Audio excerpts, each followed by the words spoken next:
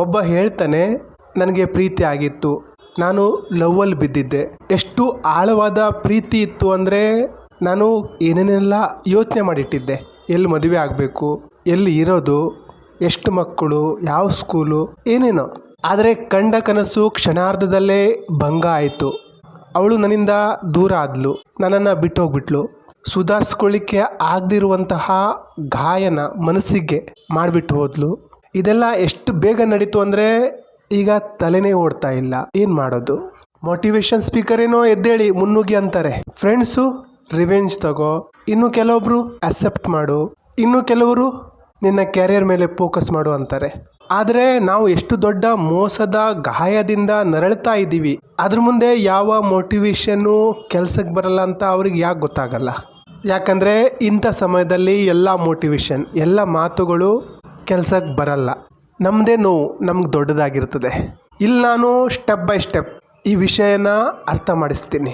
ಇಲ್ಲಿ ವಾರ್ನಿಂಗ್ ಏನು ಕೊಡ್ತಾ ಇದ್ದೀನಿ ಅಂದರೆ, ಇಲ್ಲ ನಿಮಗೆ ಸಮಾಧಾನ ಮಾಡಲ್ಲ. ಈ ವಿಡಿಯೋ ಕಹಿ ಅನ್ನಿಸ್ಬಹುದು, ಮನಸ್ಸಿಗೆ ಮೆದುಳಿಗೆ ನಾಟಬಹುದು. ಇಲ್ಲಿ ನಾನು ನಿಮಗೆ ಸಿಂಪತಿ ಕೊಡಲ್ಲ, ಅಯ್ಯೋ ಪಾಪ ಅನ್ನಲ್ಲ, ನಿಮಗೆ ಮುದ್ದು ಮಾಡಲ್ಲ, ನಿಮ್ಮ ಈಗೋಗೆ ಪುಷ್ಟಿ ಕೊಡಲ್ಲ. ನೀವು ಈಗಲೂ ಸಹ ನಿಮ್ಮನ್ನು ಬಿಟ್ಟು ಹೋದವರಿಗೋಸ್ಕರ ಅಳ್ತಾ ಇದ್ದೀರಾ. ಅವರು ನಿಮ್ಮನ್ನು ಬಿಟ್ಟು ಹೋಗಾಗಿದೆ. ನಿಮ್ಮ ಬಗ್ಗೆ, ನಿಮ್ಮ ಜೀವನದ ಬಗ್ಗೆ ಅವರಿಗೆ ಕ್ಯಾರೇ ಇಲ್ಲ. ನಿಮ್ಮ ಮೇಲೆ ಏನು ಪರಿಣಾಮ ಬೀರ್ಬೋದು ಅನ್ನೋ ಯೋಚನೆ ಇಲ್ಲ. ಆದರೂ ನೀವು ಆ ವ್ಯಕ್ತಿ ಬಗ್ಗೆ ಯೋಚನೆ ಮಾಡ್ತಾ ಇದ್ದೀರಾ ಅಂದರೆ ನೀವು ನಿಮ್ಮ ಫ್ಯಾಂಟಸಿ ವರ್ಲ್ಡಲ್ಲಿ ಆ ವ್ಯಕ್ತಿ ಬಗ್ಗೆ ಯೋಚನೆ ಮಾಡ್ತಾ ಇದ್ದೀರಾ. ಅವ್ರಿಗೆ ನಿಮ್ಮಿಂದ ಏನೂ ಆಗಬೇಕಾಗಿಲ್ಲ ಅಂದಮೇಲೆ ನೀವು ಸಹ ಮುಂದುವರಿಬೇಕಾಗ್ತದೆ. ಕೆಲವೊಬ್ಬರು ನಿಮಗೆ ಹೀಲಿಂಗ್ ಬೇಕು ಅನ್ಬಹುದು, ಆದರೆ ನಿಮಗೆ ಆ್ಯಕ್ಚುಲಿ ಬೇಕಾಗಿರೋದು ಹೀಲಿಂಗ್ ಅಲ್ಲ, ಪೆಟ್ಟು. ಯಾವ ರೀತಿಯ ಪೆಟ್ ಅಂದರೆ, ನೀವು ನಿಮ್ಮ ಪರ್ಪಸ್ ಕಡೆಗೆ, ನಿಮ್ಮ ಮಷಿನ್ ಮೇಲೆ, ನಿಮ್ಮ ಗುರಿಯ ಕಡೆಗೆ ಹೋಗುವಂತಹ ಪೆಟ್ಟು. ಇಲ್ಲೇನು ಪ್ರೋಟೋಕಾಲ್ ಹೇಳ್ತಾ ಇದ್ದೀನಿ, ವಿನ್ ಇನ್ ದ ಲೈಫ್. ಯಾರಿಗೆ ಈ ವಿಡಿಯೋ ಎಂಡ್ ತನಕ ನೋಡ್ಲಿಕ್ಕಾಗಲ್ವೋ, ಅಷ್ಟು ಟೈಮು ಅಷ್ಟು ಪೇಷನ್ಸ್ ಇಲ್ವೋ, ಯಾರಿಗೆ ಕುಳಿತುಕೊಂಡು ತಮ್ಮ ನೋವಿನ ಮೂಲಕ ಹಾದು ಹೊರಗೆ ಹೋಗ್ಲಿಕ್ಕೆ ಆಗಲ್ವೋ ಅಂಥವರು ಎಲ್ಲಾದರೂ ಹೋಗ್ಬಿಟ್ಟು ಇನ್ಯಾರ್ದು ಹೆಗಲ್ ಸಿಗ್ತದ ಅಥವಾ ಸ್ಯಾಡ್ ಸ್ಟೇಟಸ್ ಹಾಕ್ಕೊಂಡು ಸ್ಯಾಡ್ ಫೀಲಿಂಗ್ ಸಾಂಗ್ಸ್ ಕೇಳ್ಕೊಂಡು ಅಳ್ತಾ ಇರಿ. ಇಲ್ಲಿ ನಾನು 3 ಪ್ರೋಟೋಕಾಲ್ ಕೊಡ್ತೀನಿ. ಇದನ್ನು ನೀವು ಸರಿಯಾಗಿ ಅರ್ಥ ಮಾಡಿಕೊಂಡ್ರೆ ನೀವು ಅಟ್ಲೀಸ್ಟ್ ಜಾಗೃತರಾಗ್ಬೋದು. ಮೊದಲನೇದು ಲೆವರೇಜ್ ರಿವೆಂಜ್. ಯಾರು ನಮಗೆ ಮೋಸ ಮಾಡ್ತಾರೋ, ಕೈ ಕೊಡ್ತಾರೋ, ನಮ್ಮ ಜೀವನದಲ್ಲಿ ಆಟ ಆಡ್ತಾರೋ ಅವರು ನಮ್ಮ ಜೀವನದಲ್ಲಿ ಈಗ ಇಲ್ಲದೆ ಇರಬಹುದು. ಆದರೆ ಒಂದಲ್ಲ ಒಂದು ದಿನ ನೀವೆಲ್ಲಿದ್ದೀರಾ, ನೀವೇನು ಮಾಡ್ತಾ ಇದ್ದೀರಾ ಅನ್ನೋದನ್ನು ನೋಡ್ತಾ ಇರ್ತಾರೆ. ನಾವೆಷ್ಟು ಮುರಿದು ಹೋಗಿದ್ದೀವಿ, ಎಷ್ಟು ನೋವು ಅನುಭವಿಸ್ತಾ ಇದ್ದೀವಿ ಗಮನಿಸ್ತಾರೆ. ಯಾಕಂದರೆ ನಿಮ್ಮನ್ನು ಬಿಟ್ಟಿರೋದೆ ಅದಕ್ಕೋಸ್ಕರ. ಇದರಿಂದ ಅವರಿಗೆ ಖುಷಿ ಸಿಗ್ತದೆ. ಇನ್ನು ನನ್ನ ನೆನಪಲ್ಲೇ ಅಳ್ತಾ ಇದ್ದಾನೆ, ನೋವು ಪಡ್ತಾ ಇದ್ದಾನೆ, ನಾನು ಗೆದ್ದೆ ಅನ್ನೋ ಒಂದು ಅಹಂಕಾರ ಅವರಲ್ಲಿ ಮೂಡ್ತದೆ. ಹಾಗಾಗಿ ಸಾಫ್ಟ್ ಸ್ಟೋರಿ ಹೇಳೋದನ್ನು ಬಿಟ್ಬಿಡಿ. ನಿಮಗೋಸ್ಕರ ಯಾರಾದರೂ ಕೇರ್ ಮಾಡ್ತಾರೆ ಅನ್ನೋ ಭ್ರಮೆಯಿಂದ ಹೊರಬನ್ನಿ. Nobody gives a flying F, nobody care. ಇದೇ ಅತಿ ದೊಡ್ಡ ಟ್ರ್ಯಾಪ್. ಯಾರ್ಯಾರು ನನಗೆ ಮೋಸ ಆಗಿದೆ, ಅನ್ಯಾಯ ಆಗಿದೆ, ಎದುರಿಗಿನವರು ನನಗೆ ಮೋಸ ಮಾಡ್ದು ಅಂದ್ಕೊಳ್ತಾ ಇದ್ದಾರೋ ಅವರು ನಿಮಗೆ ಮೋಸ ಮಾಡ್ತಾ ಇಲ್ಲ. ನೀವು ದುರ್ಬಲರು, ಯು ಆರ್ ವೆರಿ ವೀಕ್, ನೀವು ಅಶಕ್ತರು. ಹಾಗಾಗಿ ನಿಮ್ಮನ್ನು ಬಿಟ್ಟಿದ್ದಾರೆ. You do not stand for your self. ನಿಮಗೋಸ್ಕರ ಸ್ಟ್ಯಾಂಡ್ ತಗೊಳ್ಳೋ ಧೈರ್ಯ ಇಲ್ಲ, ವಿಶ್ವಾಸ ಇಲ್ಲ. ಹೌದು, ಅವರು ಕೆಟ್ಟವರು, ಫ್ರಾಡ್, ಆದರೆ ನೀವು ಸಹ ವೀಕ್ ಅನ್ನೋದು ಅಷ್ಟೇ ಸತ್ಯ. ಸತ್ಯನ ಒಪ್ಕೊಳ್ಳಿ. ಎಲ್ಲಿವರೆಗೆ ಮೋಸ ಹೋಗೋರು ಇರ್ತಾರೋ ಅಲ್ಲಿ ತನಕ ಮೋಸ ಮಾಡೋರು ಇದ್ದೇ ಇರ್ತಾರೆ. ನೀವು ವೀಕ್ ಆಗಿದ್ದರೆ ಎಲ್ಲರೂ ನಿಮ್ಮನ್ನು ತುಳಿದೆ ನಿಮ್ಮ ತಲೆ ಮೇಲೆ ಡ್ಯಾಶ್ ಮಾಡೇ ಮುಂದೆ ಹೋಗ್ತಾರೆ. ದ ಗ್ರೇಟ್ ಫಿಲಾಸಾಫರ್, ಬುದ್ಧಿಜೀವಿ ಫ್ರೆಡ್ರಿಕ್ ನಿಶೆ ಏನು ಹೇಳ್ತಾರಂದರೆ, what doesn't kill me makes me stronger. ನೀವು ನಿಮ್ಮನ್ನು ಸ್ಟ್ರಾಂಗ್ ಅಂತ ಅನ್ಕೋಬೇಡಿ. ಯಾಕಂದರೆ ನಾನು ಹತ್ತು ಬಿಟ್ಟು ಸ್ಟ್ರಾಂಗ್ ಆಗ್ತಾ ಇದ್ದೀನಿ, ಶಕ್ತಿ ಸಂಗ್ರಹಿಸ್ತಾ ಇದ್ದೀನಿ. ಅಲ್ಲ, ಇದು ಪವರ್ ಅಲ್ಲ, ಮುಟ್ಟಾಳ್ತನ. ಇದು ಪವರ್ ಅಲ್ಲ, ವೇಸ್ಟೆಡ್ ಶ್ವಾಸ, ವೇಸ್ಟೆಡ್ ಎನರ್ಜಿ. ನಾನು ಕೋಪದಲ್ಲಿದ್ದೀನಿ, ನಾನು ಹೊಡೆದು ಬಿಡ್ತೀನಿ, ಹಾಗೆ ಮಾಡಿಬಿಡ್ತೀನಿ, ಹೀಗೆ ಮಾಡಿಬಿಡ್ತೀನಿ. ಇದು ಶಕ್ತಿ ಅಲ್ಲ, ಇದು ಪವರ್ ಅಲ್ಲ. ಅವ್ರ ಮನೆ ಹತ್ರ ಹೋಗಿ ಗಲಾಟೆ ಮಾಡೋದು, ಹೊಡೆಯೋದು, ಬಡಿಯೋದು, ಅಥವಾ ಅವರ ಫ್ರೆಂಡ್ಸಿಗೆ ಮೆಸೇಜ್ ಮಾಡೋದು, ಫೋನ್ ಮಾಡಿ ಹೇಳೋದು, ಇವೆಲ್ಲ ಪವರ್ ಅಲ್ಲ. ಸೈಲೆನ್ಸ್, ಇದು ಪವರ್. ಯಾಕಂದರೆ ನೀವು ಸೈಲೆನ್ಸಲ್ಲಿ, ಮೌನದಲ್ಲಿ ಇನ್ನೂ ಸ್ಟ್ರಾಂಗ್ ಆಗ್ತೀರಾ. ಆವಾಗಲೇ ನಾವು ಪ್ರೋಗ್ರೆಸ್ ಆಗಲಿಕ್ಕೆ ಸಾಧ್ಯ ಆಗ್ತದೆ. ಅವ್ರು ನಿಮ್ಮ ಪ್ರೊಫೈಲ್ನ ಚೆಕ್ ಮಾಡೇ ಮಾಡ್ತಾರೆ. ನೀವು ಸೈಲೆನ್ಸ್ ಆಗಿದ್ದಾಗ ಅವರು ಯೋಚನೆ ಮಾಡಿಕ್ಕೆ ಶುರು ಮಾಡ್ತಾರೆ, ಏನು ಇವನು ಯಾವುದು ಪೋಸ್ಟ್ ಹಾಕಿಲ್ಲ, ಯಾವುದೇ ಸ್ಯಾಡ್ ಸ್ಟೇಟಸ್ ಹಾಕಿಲ್ಲ, ಕೈ ನರನ ಕಟ್ ಮಾಡ್ಕೊಳ್ತಾ ಇರುವಂತಹ ಫೋಟೋ ಆಗಲಿ, ಎಣ್ಣೆ ಕುಡಿತಾ ಇರುವಂತಹ ಫೋಟೋ ಆಗಲಿ, ಸಿಗರೇಟ್ ಸೇರ್ತಾ ಇರುವಂತಹ ಫೋಟೋ ಆಗಲಿ ಹಾಕಿಲ್ಲ, ಇವನ ಹತ್ರ ಯಾವುದೇ ನೋವೇ ಇಲ್ಲ, ಯಾವುದೇ ಟ್ರೇಸೇ ಇಲ್ಲ. ನಮ್ಮ ಸುಳಿವೆ ಅವ್ರಿಗೆ ಕೊಡಬಾರ್ದು. ಅಚಾನಕ್ಕಾಗಿ ಒಂದು ದಿವಸ ನಿಮ್ಮ ಸಕ್ಸಸ್ಸನ್ನು, ಅದು ನಿಮ್ಮ ಜಿಮ್ಮಿಗೆ ಹೋಗಿ ರೆಡಿ ಮಾಡ್ಕೊಂಡಿರುವಂತಹ ಬಾಡಿ ಆಗಿರ್ಬೋದು, ಅಥವಾ ನಿಮ್ಮ ಕಾರ್ ಆಗಿರ್ಬೋದು, ನಿಮ್ಮ ಪ್ರಮೋಷನ್ ಆಗಿರ್ಬೋದು, ಕ್ರ್ಯಾಕ್ ಮಾಡಿರೋಂತಹ ಎಕ್ಸಾಮ್ ಆಗಿರ್ಬೋದು, ಜಾಬ್ ಆಗಿರ್ಬೋದು, ಒಟ್ಟಾರೆ ನಿಮ್ಮ ಸಕ್ಸಸ್ನ ಪೋಸ್ಟ್ ಮಾಡಬೇಕು. ಅವರು ಬಾಯಿ ಬಿಟ್ಟು ನೋಡ್ತಾನೆ ಇರಬೇಕು. ಆ ರೀತಿ ತಯಾರಾಗಬೇಕು. Number 2, forceful delete. ಜಾಸ್ತಿ ಜನರಿಗೆ ಆ ವ್ಯಕ್ತಿನ ಡಿಲೀಟ್ ಮಾಡಲಿಕ್ಕೆ ಆಗಲ್ಲ, ಅವರನ್ನು ಮರೀಲಿಕ್ಕೆ ಆಗಲ್ಲ. ಇನ್ನೂ ಭರವಸೆ ಮೇಲೆ ಕೂತ್ಕೊಂಡಿರ್ತಾರೆ, ಅವಳು ಬಂದೇ ಬರ್ತಾಳೆ, ಅವಳಿಗೆ ಅವಳ ತಪ್ಪಿನ ಅರಿವಾಗಿ ಬಂದು ಸಾರಿ ಕೇಳ್ತಾಳೆ, ನಾನು ಅವಳ ಕೆನ್ನೆ ಮೇಲೆ ಒಂದು ಬಾರಿಸ್ತೀನಿ ಅನ್ನೋ ಒಂದು ಭರವಸೆಯಲ್ಲಿ ಹಾಗೆ ಇರ್ತಾರೆ. ಅವಳು ಬರಲ್ಲ, ಅವಳು ನಿಮಗೆ ಹುಲ್ಲು ಹಾಕಲ್ಲ.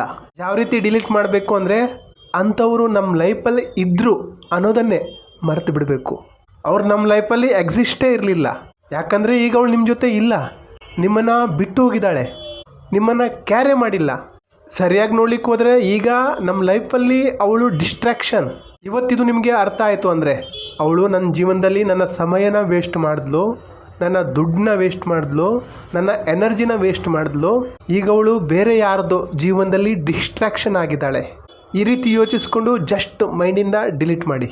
ಮಹಾನ್ ಫಿಲಾಸಫರ್ ಎಪಿಕ್ಟೆಟಿಸ್ ಏನು ಹೇಳ್ತಾರಂದರೆ, you only control your mind. ನಿಮ್ಗನಿಸ್ತಾ ಇದೆ ಆ ವ್ಯಕ್ತಿ ನಮ್ಮ ಮೈಂಡನ್ನ ಕಂಟ್ರೋಲ್ ಮಾಡ್ತಾ ಇದ್ದಾರೆ. ಏನು ಮಾಡ್ತಾ ಇದ್ದೀರಾ? ನಿಮ್ಮ ಫ್ರೀ ಟೈಮ್, ನಿಮ್ಮ ಮೈಂಡ್ ಅವರಿಗೆ ಕೊಟ್ಟು ಕೂತಿದ್ದೀರಾ. ಅವಳ ಹೆಸರು ಎಲ್ಲೋ ಕೇಳಿದ್ರೆ, ಎಲ್ಲೋ ನೋಡಿದ್ರೆ ಟ್ರಿಗರ್ ಆಗ್ತೀರಾ.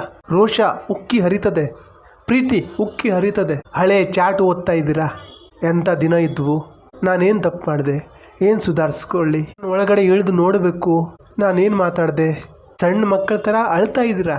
ಇದು ಹೀಲಿಂಗ್ ಅಲ್ಲ, ಇಮೋಷ್ನಲ್ ಮಾಸ್ಟರ್ಬೇಷನ್. ಈ ಸೈಕಾಲಜಿಸ್ಟ್ ಜನ ಹೇಳ್ತಾರಲ್ಲ, ಗೋ ಬ್ಯಾಕ್, ಏನಾಯ್ತು ನೋಡಿ. ಅವ್ರು ನಮ್ಮ ಸಫರಿಂಗ್ನ ಇನ್ನೂ ಇನ್ಕ್ರೀಸ್ ಮಾಡ್ತಾ ಇದ್ದಾರೆ, ಜಾಸ್ತಿ ಮಾಡ್ತಾ ಇದ್ದಾರೆ. ನಾವು ಸಫರ್ ಮಾಡ್ತೀವಿ, ಎದುರುಗಿರುವರನ್ನು ಬೈತೀವಿ, ನಿಮ್ಮಿಂದ ನನ್ನ ಜೀವನ ಹೀಗಾಯಿತು. ಆ ವ್ಯಕ್ತಿ ನಮ್ಮ ಲೈಫಿಂದ ಹೋಗಾಯಿತು, ಗಾನ್ ಫಾರ್ ಎವರ್. ಬ್ರೇಕಪ್ ಆಯಿತು, ಮೋಸ ಆಯಿತು, ಅನ್ಯಾಯ ಆಯಿತು, ಡೈವರ್ಸ್ ಆಯಿತು, ಚಾಪ್ಟರ್ ಕ್ಲೋಸ್. ಆ ವ್ಯಕ್ತಿ ನಮ್ಮ ಪಾಲಿಗೆ ಸತ್ತಾಗಿದೆ. ಇನ್ನೂ ನಾವು ಹಳೆದನ್ನು ನೆನೆಸ್ಕೊಂಡು ಅಳ್ತಾ ಇದ್ದರೆ ನಾವು ಮುಟ್ಟಾಳರು, ಬಲಿಪಶು. Delete, block. ಅವ್ರ ಬಗ್ಗೆ ಕೆಟ್ಟದನ್ನು ಸಹ ಮಾತಾಡಬಾರ್ದು. ಇಂಥ ಹೆಸರಿನ ಮನುಷ್ಯರು ಎಲ್ಲರೂ ಮೋಸಗಾರರು ಅನ್ನೋದನ್ನು ಮೈಂಡಿಂದ ತೆಗೆದಾಕ್ಬಿಡ್ಬೇಕು. Just erase it.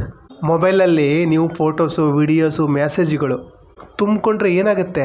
ಮೊಬೈಲ್ ಹ್ಯಾಂಗ್ ಆಗುತ್ತೆ. ಏನು ಮಾಡ್ತೀರಾ? ಕೆಲವೊಂದನ್ನು ಡಿಲೀಟ್ ಮಾಡ್ತೀರಾ, ಅಥವಾ ಮೊಬೈಲ್ನ ಫ್ಲ್ಯಾಶ್ ಮಾಡ್ತೀರಾ, ರೀಸೆಟ್ ಮಾಡ್ತೀರಾ. ಹಾಗಾಗಿ ಡಿಲೀಟ್ ಮಾಡಿ. ಇದು ನಾನು ಹೇಳ್ತಾ ಇಲ್ಲ, ಫಿಲಾಸಫರ್ ಹೇಳ್ತಾ ಇದ್ದಾರೆ. 2000-3000 ವರ್ಷಗಳ ಹಿಂದೆ ಅವರು ಇದನ್ನೆಲ್ಲ ನೋಡಿ ಬಿಟ್ಟಿದ್ದಾರೆ. You have control only over your mind, not outside events. ಯಾವಾಗ ಇದನ್ನು ಅರ್ಥ ಮಾಡ್ಕೋತೀರಾ? 3ನೇ point, build your self again. ವಾಪಸ್ ನಿಮ್ಮನ್ನು ನೀವು ತಯಾರು ಮಾಡ್ಕೊಳ್ಳಿ. ಒಬ್ಬ ವ್ಯಕ್ತಿ ನಮ್ಮನ್ನು ಮೋಸ ಮಾಡಿ ಅವರು ಲೈಫಲ್ಲಿ ಮೂವ್ ಆನ್ ಆಗ್ತಾ ಇದ್ದಾರೆ, ಮುಂದುವರಿತಾ ಇದ್ದಾರೆ ಅಂದರೆ ಅವರು ಅವ್ರ ಲೈಫಲ್ಲಿ ಬ್ಯುಸಿ ಆಗಿದ್ದಾರೆ. ನಾವೇನು ಮಾಡ್ತಾ ಇದ್ದೀವಿ? ನಾನು ನಿನ್ನನ್ನು ಮರ್ತಿದ್ದೀನಿ ಅನ್ನೋ ಸ್ಟೇಟಸ್ ಹಾಕೊಂಡು ಕೂತಿದ್ದೀರಾ, ಮರಿತಾ ಇದ್ದೀನಿ ಅನ್ನೋ ಸ್ಟೇಟಸ್ ಹಾಕ್ತಾ ಇದ್ದೀರಾ, ಸ್ಟೋರಿ ಹಾಕ್ತಾ ಇದ್ದೀರಾ. ನಿಮ್ಗೆ ದುಃಖ ಆಗಿದೆಯಾ, ನೋವಾಗಿದೆಯಾ? ಓಕೆ, ಅದನ್ನು ಆಯುಧವನ್ನಾಗಿ ಮಾಡ್ಕೊಳ್ಳಿ. ಕೋಪ ಇದೆಯಾ? ಜಿಮ್ಮಿಗೆ ಸೇರ್ಕೊಳ್ಳಿ, ಅದನ್ನು ಯೂಸ್ ಮಾಡಿ. ಹೊಸ ಸ್ಕಿಲ್ ಕಲೀರಿ, ಹೊಸ ಜನರನ್ನು ಭೇಟಿಯಾಗಿ ನಿಮ್ಮ ಜೀವನ ದೊಡ್ಡದಾಗಿ ರೂಪಿಸ್ಕೊಳ್ಳಿ. ನೀವು ಯಾವ ರೀತಿ ತಯಾರಾಗಬೇಕು ಅಂದರೆ, ನಿಮ್ಮನ್ನು ನೋಡಿಯೇ ಅವ್ರ ಕೆನ್ನೆ ಮೇಲೆ ರಪ್ಪನೆ ಬಿದ್ದಂಗೆ ಆಗಬೇಕು. ಆ ರೀತಿ ತಯಾರಾಗಿ. ನೀವು ಬಾಯಿ ಬಿಟ್ಟು ಹೇಳೋ ಅವಶ್ಯಕತೆನೇ ಇರಬಾರ್ದು. ಮಾರ್ಕಸ್ ಆರೆಲಿಯಸ್ ಏನು ಹೇಳ್ತಾರಂದರೆ, be unlike him who cause the injury. ಅಯ್ಯೋ ಪಾಪ ಅನಿಸೋ ಥರ ಆ್ಯಕ್ಟ್ ಮಾಡಬೇಡಿ. ಎಷ್ಟು ವೈಲೆಂಟಾಗಿ ಲೆವೆಲಪ್ ಆಗಬೇಕು ಅಂದರೆ ನಮ್ಮ ನೆರಳು ನೋಡಿ ಅವ್ರು ಹೆದರಬೇಕು. ಪ್ರಸಿದ್ಧ ತತ್ವಜ್ಞಾನಿ ಆರ್ಥರ್ ಶಾಫನ್ಹಾವರ್ ಏನು ಹೇಳ್ತಾರಂದರೆ, a man can only be himself when he is alone. ಏಕಾಂತ ನಮ್ಮ ಪವರ್. ಏಕಾಂಗಿ ಆಗಿರೋದು ಸಹ ಒಂದು ಪವರ್. ಯಾವುದೇ ರಿಲೇಷನ್ಶಿಪ್ ಇಲ್ಲ. ಯಾವುದೇ ಡಿಸ್ಟ್ರಾಕ್ಷನ್ ಇಲ್ಲ. ದುಡ್ಡು, ಪವರ್, ಮೊಮೆಂಟಮ್, ಮುಂದುವರಿತಾ ಹೋಗಬೇಕು. ಏನು ಮಾಡೋದು, ಜೀವನ ಹಿಂಗಾಗಿಬಿಟ್ಟಿದ್ದೆ. ಅಳ್ತಾ ಕೂತ್ಕೊಳ್ಳೋ ಬದಲು ಏನನ್ನಾದರೂ ಮಾಡಿ. ಜನ ದುಡ್ಡು ಹಿಡ್ಕೊಂಡು ಕೂತಿದ್ದಾರೆ. ಎಷ್ಟು ಕಾಸ್ಟ್ಲಿ ಆದರೂ ಅವ್ರು ತಗೋತಾರೆ. ನಾವೇನು ಮಾಡಬೇಕು, ಅವ್ರಿಗೇನು ಕೊಡಬೇಕು? ನಿಮ್ಮ ತಲೆಯಲ್ಲಿ ಏನು ಯೋಚನೆ ಇದೆ ಅದನ್ನು ಕಾರ್ಯರೂಪಕ್ಕೆ ತನ್ನಿ. ಜನರ ಯಾವ ಸಮಸ್ಯೆಗೆ ನಾನು ಸಾಲ್ಯೂಷನ್ ಕೊಡಬಲ್ಲೆ, ಪ್ರಾಡಕ್ಟ್ ಕೊಡಬಲ್ಲೆ, ಸರ್ವಿಸ್ ಕೊಡಬಲ್ಲೆ, ಯೋಚನೆ ಮಾಡಿ. ಸಮಯನ ಹಾಳು ಮಾಡಬೇಡಿ. ನಿಮ್ಮೊಳಗೆ ಒಳ್ಳೊಳ್ಳೆ ಐಡಿಯಾ ಇದೆ, ಆದರೆ ಅದನ್ನು ನೀವು ಕಾರ್ಯರೂಪಕ್ಕೆ ತರ್ತಾ ಇಲ್ಲ. ಇನ್ನೂ ಯೋಚನೆ ಮಾಡ್ಕೊಂಡೇ ಕೂತಿದ್ದೀರಾ. ನಿಮ್ಮ ಐಡಿಯಾನ ಯಾವತ್ತು ನೀವು ಕಾರ್ಯರೂಪಕ್ಕೆ ತರ್ತಿರೋ ಆವತ್ತು ನೀವು ಯಶಸ್ವಿ ಆಗ್ತೀರಾ. ವಿಚಾರ ಮಾಡಿ, ಯಾವ ಪ್ರಾಬ್ಲಮ್ಗೆ ಸಾಲ್ಯೂಷನ್ ನಿಮ್ಮ ತಲೆಯಲ್ಲಿದೆಯೋ, ಈ ಪ್ರಪಂಚದಲ್ಲಿ ಯಾವ ಪ್ರಾಬ್ಲಮ್ ಈಗ ನಡೀತಾ ಇದೆಯೋ ಅದಕ್ಕೆ ಕಸ್ಟಮರ್ ತುಂಬ ಇದ್ದಾರೆ. ಸೊಲ್ಯೂಷನ್ಗಾಗಿ ಕ್ರೆಡಿಟ್ ಕಾರ್ಡ್ ಹಿಡ್ಕೊಂಡು ಕಾಯ್ತಾ ಇದ್ದಾರೆ. ಸೊಲ್ಯೂಷನ್ ಕೊಡಿ, ಸೊಲ್ಯೂಷನ್ ಕೊಡಿ. ಆದರೆ ನಾವೇನು ಮಾಡ್ತಾ ಇದ್ದೀವಿ? ಟೈಮ್ ವೇಸ್ಟ್ ಮಾಡೋದನ್ನು ಬಿಡಬೇಕಾಗ್ತದೆ. Kill the feelings. ನಿಮ್ಮ ಪಾಸ್ಟ್ನ ಮರ್ತು ಬಿಡಿ. ಆಗಿದ್ದು ಆಗೋಯ್ತು, ಮುಂದೇನು? ನಾನು ಮೋಸ ಹೋದೆ ಅನ್ನೋ ಆ ಫ್ಯಾಂಟಸಿಯಿಂದ ಹೊರಬನ್ನಿ. ಇನ್ನೂ ಅವರನ್ನು ನೆನೆಸ್ಕೊಂಡು ಅಳ್ತಾ ಇದ್ದೀರಾ? ಆ ನೋವಿಂದ ಹೊರಬರಲಿಕ್ಕೆ ಇನ್ನೂ ನಿಮ್ಗೆ ಟೈಮ್ ಬೇಕಾ? ಅವ್ರು ನಿಮ್ಮ ಪಾಲಿನ ವಿಲನ್ ಅಲ್ಲ, ನೀವೇ ನಿಮ್ಮ ಪಾಲಿನ villain. You are your own villain.